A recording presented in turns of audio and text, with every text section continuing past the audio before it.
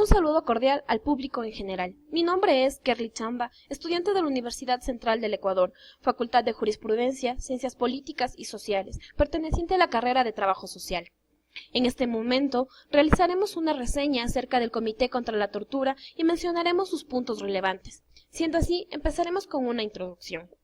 La erradicación de la tortura en el mundo es uno de los grandes desafíos que asumieron las Naciones Unidas a unos solos pocos años de su fundación. En el transcurso de los años, la organización fue adoptando normas de aplicación universal, que finalmente fueron consagradas en declaraciones y convenios internacionales. La adopción, el 10 de diciembre de 1984, de la Convención contra la Tortura, otros tratos o penas crueles, inhumanos o degradantes por la Asamblea General de las Naciones Unidas, señaló la culminación del proceso normativo en el ámbito de la lucha contra la tortura. Sin embargo, adicional, se crea un órgano de vigilancia, el Comité contra la Tortura, que se encargaría fundamentalmente de velar por la observancia y la aplicación de la Convención. El comité, que se reunió por primera vez en abril de 1988 en Ginebra y desde entonces ha desarrollado una intensa actividad que, aunque suele ser discreta, merece ser conocida por el público en general. El Comité contra la Tortura como un órgano de vigilancia. La Convención contra la Tortura y otros tratos o penas crueles, inhumanos o degradantes fue adoptada el 10 de diciembre de 1984 por la Asamblea General de las Naciones Unidas. Su texto, que consta de 33 artículos, mismo que entró en vigor el 26 de junio de 1987. El comité está compuesto de 10 expertos de gran integridad moral y reconocida competencia en materia de derechos humanos.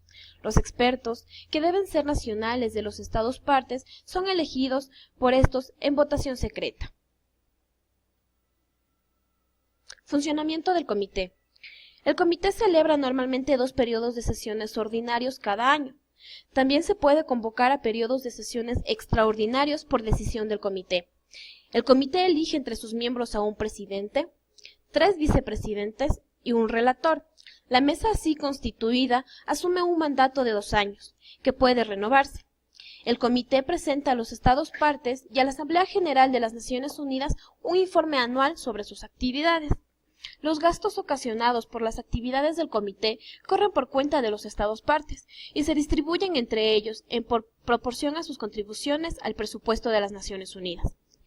La parte correspondiente a un solo Estado no puede exceder el 25% total de los gastos. Informes de los Estados partes. De conformidad con el artículo 19 de la Convención, los Estados partes presentan al Comité, por conducto del Secretario General de las Naciones Unidas, informes sobre las medidas que han adoptado para dar efecto a los compromisos contraídos en virtud de la Convención. En cada periodo de sesiones, el Secretario General de las Naciones Unidas notifica al Comité todos los casos en que no se hayan cumplido la obligación de presentar informes. El Comité puede transmitir entonces a los Estados partes interesados el recordatorio correspondiente. El examen de los informes.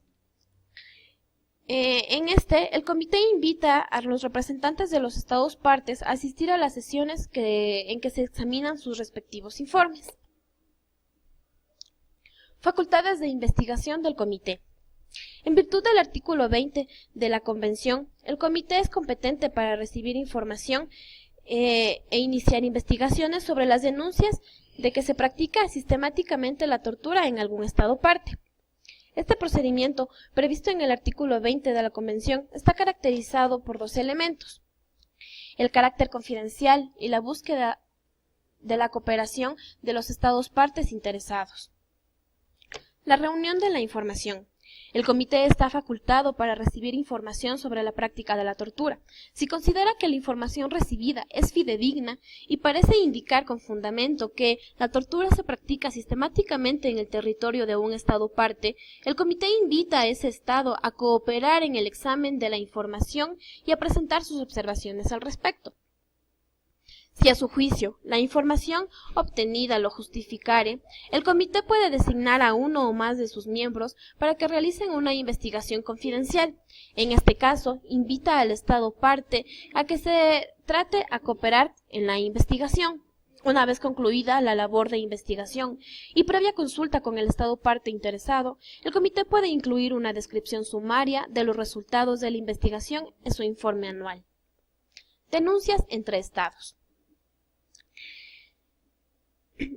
El procedimiento comprende dos fases. Si un estado parte estima que otro estado parte no cumple una de sus disposiciones de la Convención, primero puede señalar el asunto a la atención de este estado mediante una comunicación escrita. El estado que recibe la comunicación debe proporcionar igualmente por escrito y en un plazo de 3 meses las explicaciones que sean necesarias para aclarar el asunto. Si los estados parte no llegaran a resolver el asunto entre ambos, cualquiera de ellos puede someterlo al comité, que invariablemente celebra sus sesiones a puerta cerrada. Para que el comité pueda examinar un asunto, es preciso que se haya agotado todos los recursos de la jurisdicción interna del Estado, acusado de incumplimiento. Si se reúnen estas condiciones, el comité procura llegar a una solución amistosa del asunto, basada en el respeto de las obligaciones previstas por la Convención, poniendo sus buenos oficios a disposición de los estados partes interesados y designando, según proceda, una comisión especial de conciliación. Denuncias de particulares.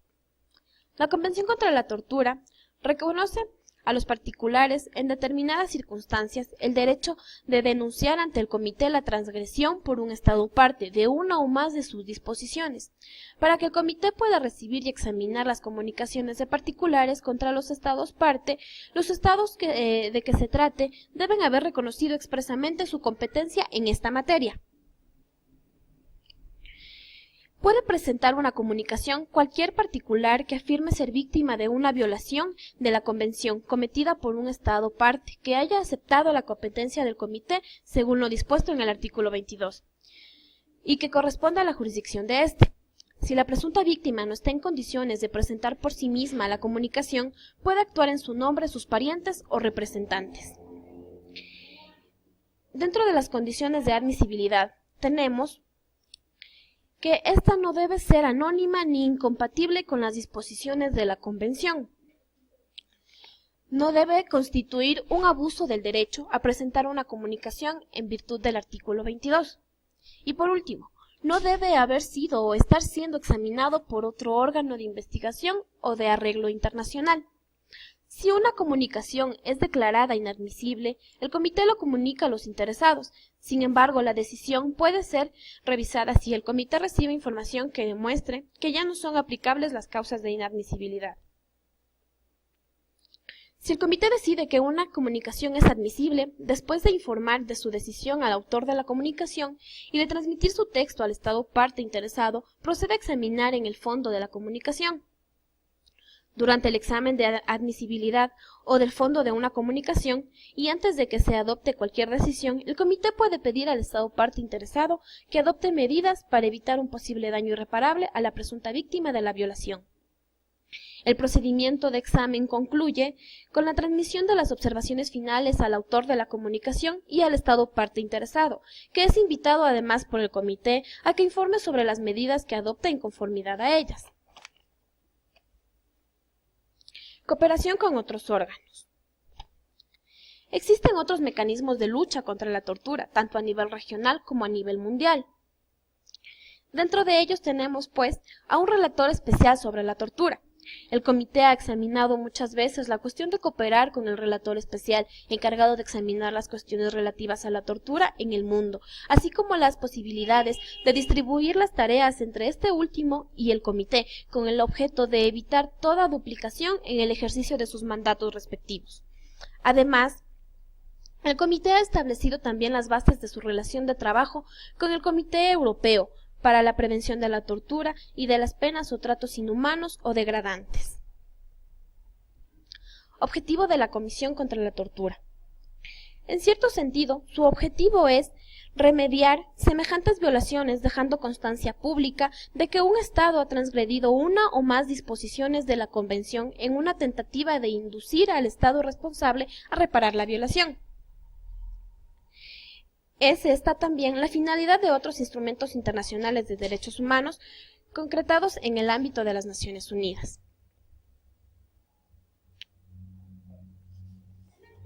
Modelo de comunicación. A continuación se mostrará un modelo de comunicación de una persona particular hecho por una denuncia. Este consta de datos acerca de la comunicación, datos sobre la presunta víctima o víctimas, estado interesado, artículos violados, recursos de la jurisdicción interna, otros procedimientos internacionales y hechos relativos de la reclamación. Gracias por su atención.